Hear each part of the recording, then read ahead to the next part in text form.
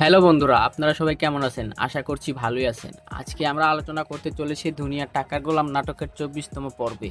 কি হতে চলেছে? দুনিয়ার টাকার গোলাম নাটকটি যতই দিন যাচ্ছে ততই দর্শকের প্রিয় হয়ে উঠেছে। একের পর এক ধামাকা উপহার দিয়ে যাচ্ছে গল্পের পরিচালক। তবে আমরা আগামী পর্বে দেখব এক বড় ধরনের ধামাকা, যে পর্বটি দেখার জন্য অপেক্ষা করেছিল এই নাটকের দর্শকেরা। ঠিক তেমনটাই হতে চলেছে আগামী পর্বে। এবার শেহজাদ খানের মুখোমুখি দাঁড়ালো গোলাম। এমনটি হতে চলেছে আগামী পর্বে, যা পর্বটি দেখার জন্য অপেক্ষা করেছিল এই নাটকের দর্শকেরা।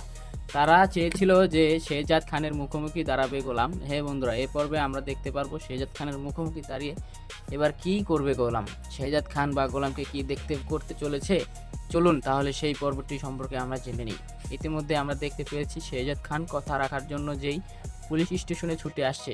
শেহজাদ খান বস্তিতে লোকটিকে কথা দিয়েছিল যেখানেই হোক না কেন তার ছেলেটিকে তার কাছে ফিরিয়ে দিবে।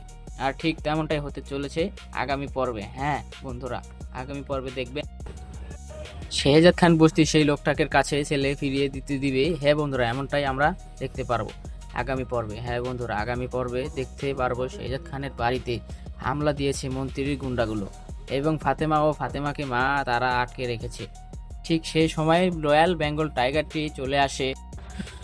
রয়্যাল বেঙ্গল টাইগারটি ভয় দেখায়। গুন্ডাগুলো কি করবে কিছু না ভেবে উঠে এক পর্যায়ে সে বাঘের উপর ঝাঁপিয়ে পড়ে এবং সেখান থেকে গুন্ডাগুলো পালিয়ে যায়। অন্যদিকে আমরা দেখতে পাই ঋতুর সাথে দেখা করার জন্য ঋতুদের বাড়িতে হাজির হন শেহজাদ খান। ঠিক সেই সময় ঋতুর সাথে কথা বলার সময় দেখতে পারে গোলামকে দেখে শেহজাদ খান অবাক হয়ে যায়। শেহজাদ খান বুঝতে চেষ্টা করে বহুবুক একটা মানুষ কিভাবে তার মতন হতে হয়। ঠিক তখনই ঋতু দুজনকে সামনাসামনি দেখে অবাক হয়ে যায়। একই সময় ফাতেমা হাজির হয় এবং সে একই সাথে দুইজনকে দেখে ফেলে। এতেই শুরু হয় নতুন দ্বিধা। আসলে গোলামকে শেহজাদ খানকে এখানে আমাদের সকলের প্রশ্ন রয়ে যায়। দুনিয়া টাকার গোলাম নাটকের পরবর্তী আপডেট পাওয়ার জন্য অবশ্যই আমাদের চ্যানেলটি সাবস্ক্রাইব করে বেল আইকনটি ক্লিক করবেন। ধন্যবাদ।